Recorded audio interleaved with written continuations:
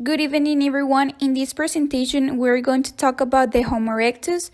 We are Mariam Chavez, Jesse Dries, Melissa Barraza, Andrea Pinoncelli, Andrea Rubio, and Cristal Faudoa. Who were the Homo erectus? We humans call ourselves Homo sapiens.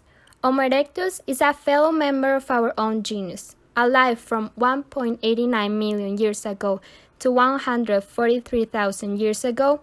He was the first to leave Africa and the first to master the use of fire. Known in Africa as Turkana boy, in China as Peking man, and in Indonesia as Java man, Homo erectus have a wide variety of forms. He was the proposed extinct species of the human lineage that lived throughout most of the Pleistocene epoch, formerly known as Pithecanthropus erectus. Having upright stature and a well-evolved postcranial skeleton, but with a smallish brain, low forehead, and protruding face, the first fossil specimen was discovered in Indonesia in 1891. Fossils. The first fossils attributed to Homo erectus were discovered by the Dutch Eugene Dubois, who began his search for ancient human bones on the island of Java, now part of Indonesia, in 1890. Dubois found his first specimen in the same year, and in 1891, a well-preserved skullcap was unearthed at Trinil on the Solo River. Considering its prominent broad ridges, retreating forehead, and ankle-rear skull, Dubois concluded that the Trinil cranium showed anatomic features intermediate between those of humans and those of apes.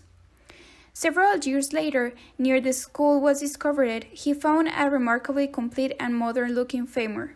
Since this bone was so similar to a modern human femur, Dubois decided that the individual to which it belonged must have walked erect. The human family tree. Humans are just one ape on the primate family tree. We, along with the other apes, split off from chimps around 6 or 7 million years ago. After that, various upright walking apes from several genera enveloped. All of the upright walking species, including us, are called hominids, from family Hominidae. We are Homo sapiens, belonging to the genus Homo. There are several extinct members of the genus Homo. One is Homo neanderthalensis, with whom we have interbred, while another is Homo habilis, who was known for being one of the earliest stone tool users. The hominids in the family tree shown here are grouped by genus, or by related genera in the case of the earliest grouping. The exact relationships between these species are not well understood yet. General facts. Language.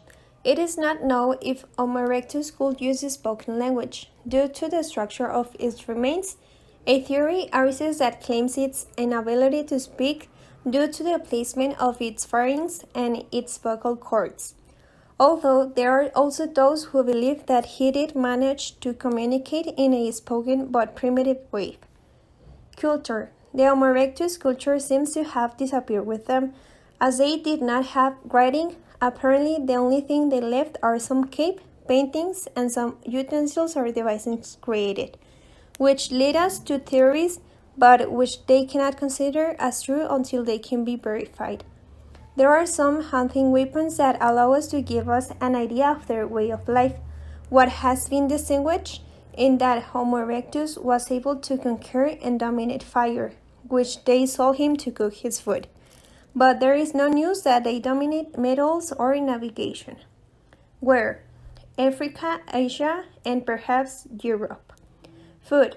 The diet of Homo erectus was one of the first omnivores, since its diet was mainly carnivorous and supplemented with herbs, fruits, seeds, and some plants.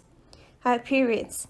Human-like body proportions and upright stance, a protruding broad ridge, large face, and no chin.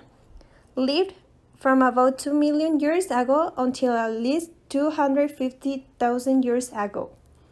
Name meaning: upright human. Characteristics of Homo erectus. Homo erectus had a brain size approaching that of modern humans, averaging just under 1,000 cubic centimeters. This brain actually reached the lower limit of modern human brain size. Erectus was also the first human species to have a wide, fleshy nose. The face was flat and the skull was prominent ridges over the brow. The body. Homo erectus had shorter arms, which were a departure from Homo habilis and Australopithecus, indicating that tree climbing ability had finally been lost. The longer legs were better suited to running and walking long distances, a trait that doubtless helped Homo erectus migrate into Asia, ranging from 4 foot 9 inches to 6 foot 1 inch and from 88 to 150 pounds. Homo erectus was the first ancestor to approximate modern humans in size. In fact, except for the brow ridges and small brain, Homo erectus was perhaps the first species that we might consider to be essentially human. Homo erectus was possibly the first hominid to use fire. This might have helped them migrate and adapt to different climates in parts of Asia. They also made complex stone tools, a technique which they passed on to succeeding generations for more than 1,000,000 years. Walking upright. Homo erectus was distinguished by walking upright, an aspect that would see him long stretches and improved his ability to hunt. Height. The stature of Homo erectus was very high. It was even believed to be greater than that of many modern men, in areas where man has an average height of 170, as in the Far East.